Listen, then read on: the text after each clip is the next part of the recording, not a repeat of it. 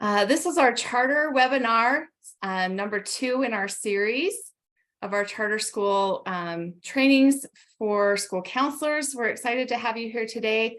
Just wanted to let you know that this meeting is being recorded. So if you have questions, if you'd like to go back and review, you are welcome to do that. We will post this on our website after it has been uploaded.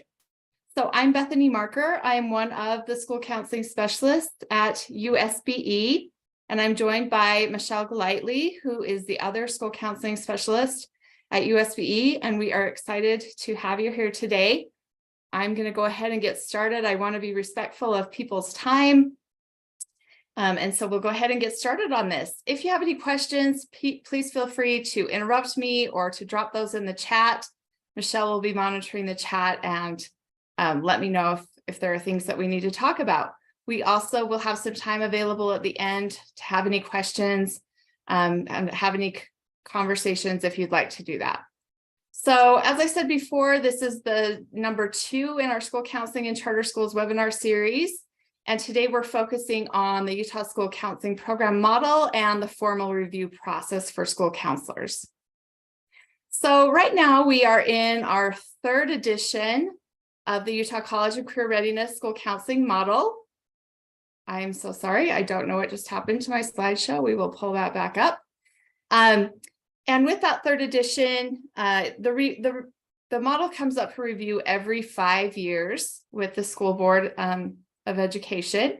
And so that will be up for review again in 2024. When I first started, the model was fairly new many years ago. We used to have 12 standards. We had some assurances. The model has been revised and condensed. Back in the day, you had a great big huge box that was called an evidence box, and you would put all your papers in there. And then when you had your reviews, it would take a day long for people to go through all of your standards and pull out papers. It has been modified and refined and will continue to be modified and refined. But as most of you know, right now, the evidence box is done through an electronic means, generally through Google. And then you just add your electronic copies of things, and then we review that. It's a much simpler process. Reviews are generally an hour and a half to 2 hours.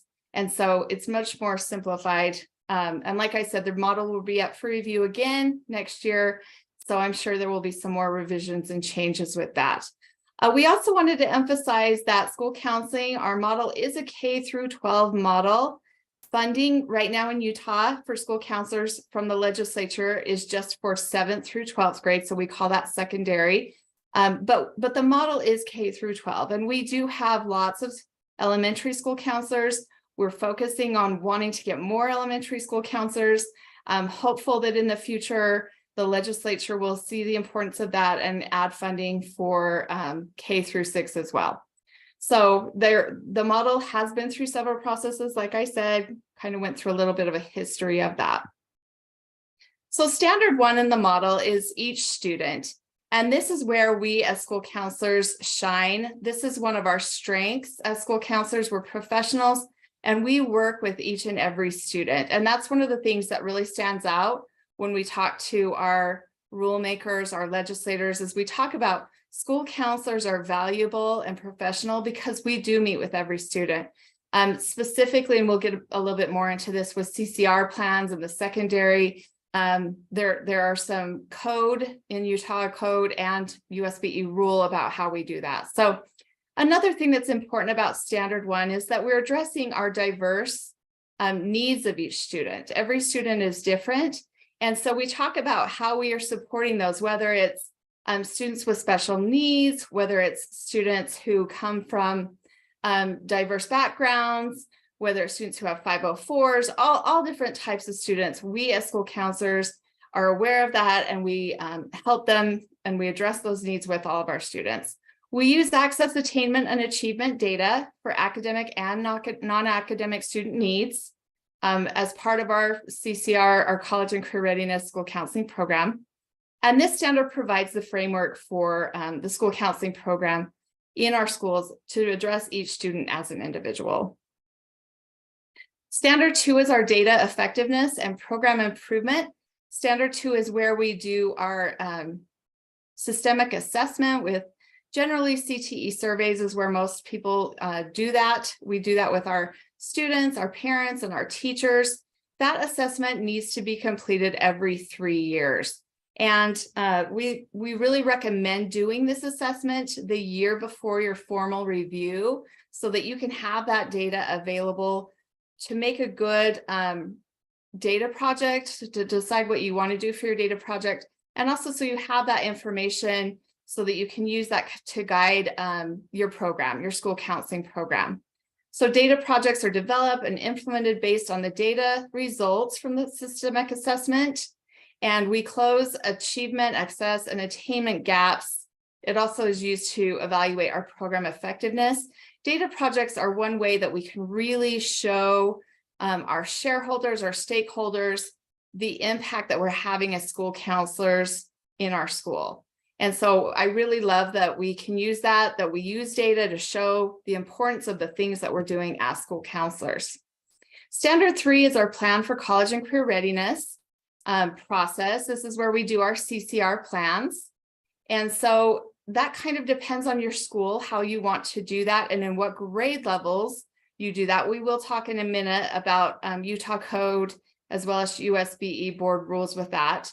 But each student will be involved in planning for their CCR by participating in it. And we have individual and group CCRs. We also highly and strongly encourage that parents attend these meetings in whatever format they can. We've seen a lot where things have moved over to virtual, and that's absolutely fine. If that works best for a parent to attend virtually, but we can get them there, we love it. So we support that in those different formats. I talked about the code related to CCR. So Utah code is 53E-2-304. And this comes from the legislature, which I love because they see the importance of CCR planning and they see the importance of having school counselors do this.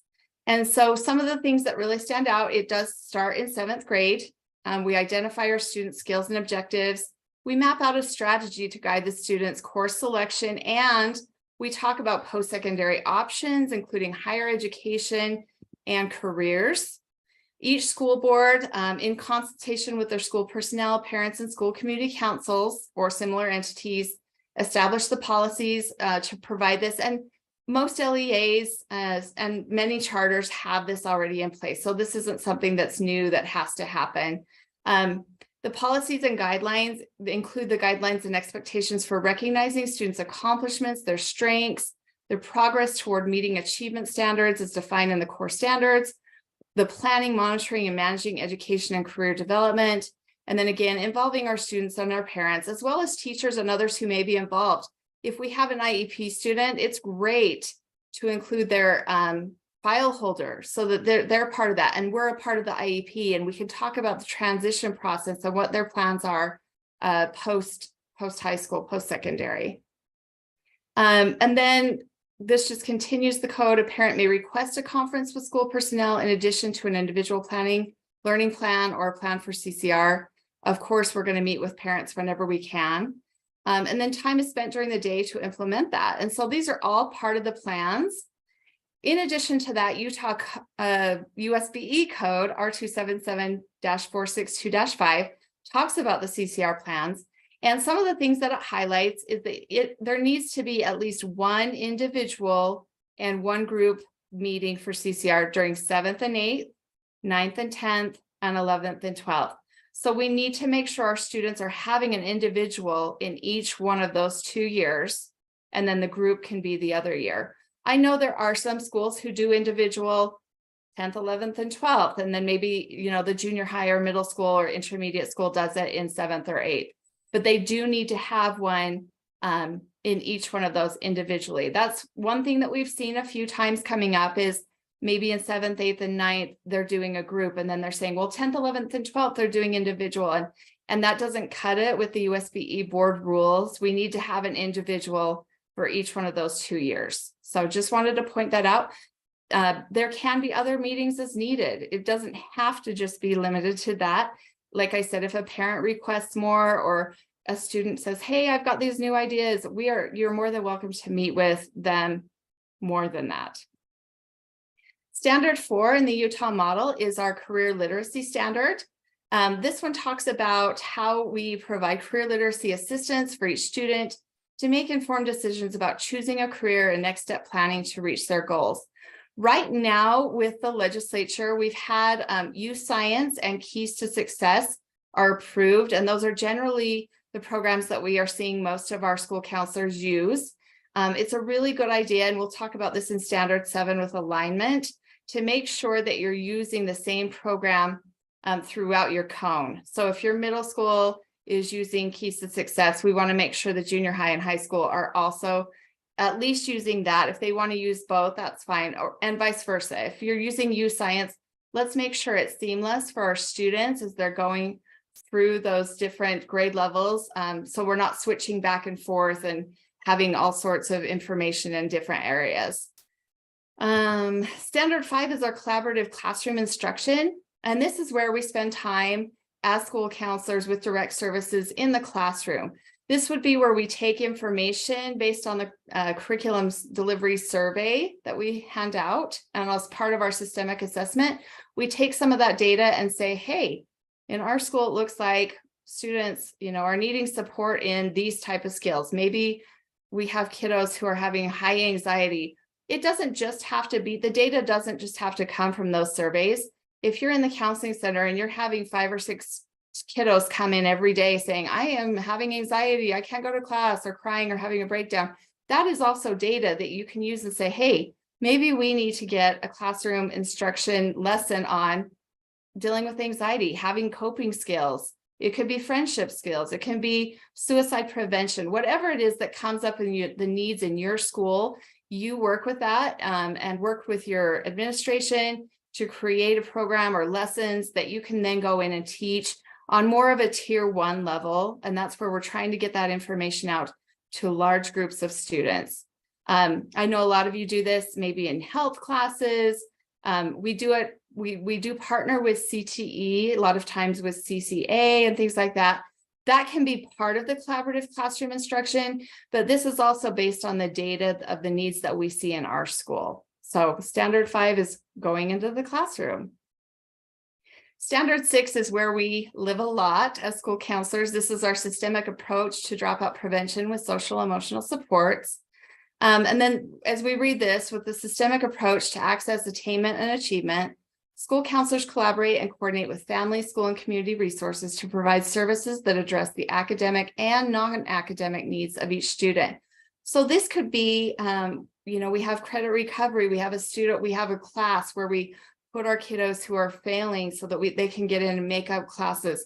This can be our small groups. This can be our hope squads. This can be our, support services that we have and things like that. So there are lots and lots of different ways that we address this as school counselors. And I would say this is one of the areas besides CCRs, besides Standard 3, where we do spend a lot of our time. One thing to point out, and I kind of did a little bit with collaborative classroom instruction, is if we see lots and lots of people coming into the counseling center with issues, instead of spending all of our time meeting with individual students, take that data and let's make it a classroom lesson and get into the classrooms and get that information out to everybody so that we can provide assistance in that. With COVID, this is probably the standard that Michelle and I have seen go up the most. It's flipped around a little bit where you used to have 1 or 2 kiddos come in or a few kiddos come in, having a breakdown or having a hard day or having anxiety or depression. And now we're getting feedback from counselors that it's just a fire hose of kiddos coming in. And so one way to address that is to move it to a tier 1 and do classroom, collaborative instruction or an assembly or something so that we're getting that information out to all of our students. Standard 7 is our alignment. And this is where we work with our cone sites. So this would be our elementary, our middle school, junior high, high schools, the K through 12. If you're meeting as a secondary, I would encourage you highly to make sure and include your elementary counselors in that alignment process. They have great information they can share with you, especially about kiddos that are moving, from the elementary to the secondary system. But then also to be aware of what everybody's kind of working on. We've got elementaries that are starting to do career literacy, maybe career fairs, or having parents come and speak in different classrooms about different jobs and things like that. And so we just really want to make sure that everybody's aligned and working together in that. I know some cones have, 5 elementaries and 2 junior highs, and then one of the junior highs have kiddos that go to a different high school. And so I know it can be a little bit tricky, but the more we can collaborate, the better outcomes and successes that we can have for our students. So the annual performance self-evaluation, this is the self-evaluation that you do each year with your team. This document does not need to be submitted to USBE. Your LEA leadership generally oversees this process and makes sure that you've done it and completed it. And then you save this in your evidence box. Charter schools. Michelle, sorry, I can't remember. Do charter schools turn it into us? No. Okay, just on the interim? Correct. Okay, thank you. Michelle oversees this part of it, so I just wanted to make sure I'm not leading wrong. So we have the 3-year interim review. Generally, this is done with your LEA and or charter. We have encouraged that there can be networking between charter schools working with their local school district if they would like to do that, to do the 3-year interim review. Again, these reviews focus on identifying program strengths, areas of improvement, using data to affect program change. Charter schools are encouraged to replicate the formal review process to allow their schools to plan and share their school counseling program within the district and with the CTE regional person. The charter school will provide plans for review structure for the current year in their annual RFF for the school counseling program. And then the interim reviews are reported, they're completed by the charter and submitted by email to Michelle, Utah State Board of Counseling Education Specialist. And the annual self-review is required to be completed by schools participating in the interim review. And then the 6-year formal review process is the process where Michelle or I come out and review your school counseling program every 6 years. We do want to highlight that this is not a process of where we are trying to come and get you and look for bad things that you're doing. It's a process of where we can come and celebrate the good things that you're doing in your school counseling program. I know it's hard to look at it that way, and I have done many reviews on the other end, being scared to death and not sleeping the night before. So I understand that. But please know we are here to support you. If there are questions or problems or concerns, we're there to help with that. And so we want to recognize the program's strengths and accomplishment. We want to help you identify goals. We can talk about areas of improvement.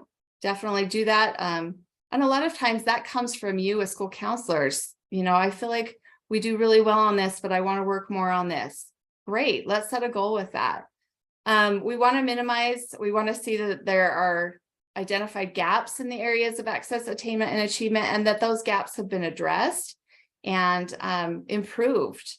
And then we also want to ensure that program implementation promotes the whole child approach to the mindsets and competencies, which are academic, career, multicultural, global citizenship, social emotional development for all of our students.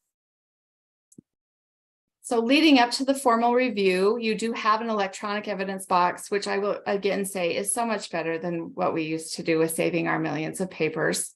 The electronic evidence box is due to USBE a month before the review, and you'll share your Google link with your charter leadership as well as the USBE specialist. And we'll send an email out generally the spring before, the year before, and say, hey, this is coming up. I will be coming out to do your review and kind of give you that information. But that evidence box will be due 30 days before your review. And then the performance self-evaluation, which is version 3 right now, you'll need to download that, fill it out, save it, and then also save that in your assurances folder under the school counselor checklist. We do need to have a new one of those done before your review. So I had one school, for example, who did one the year before and didn't update it. And in the year before, they had marked themselves as not passing on several things. but they had changed the next year and improved it and done those things. So, but they hadn't updated the self-evaluation. So I didn't know that they were, had improved that. So we want to see the latest so we know what you're working on, what has improved. The day of the formal review, the school counseling specialist, so Michelle or I will be leading that review.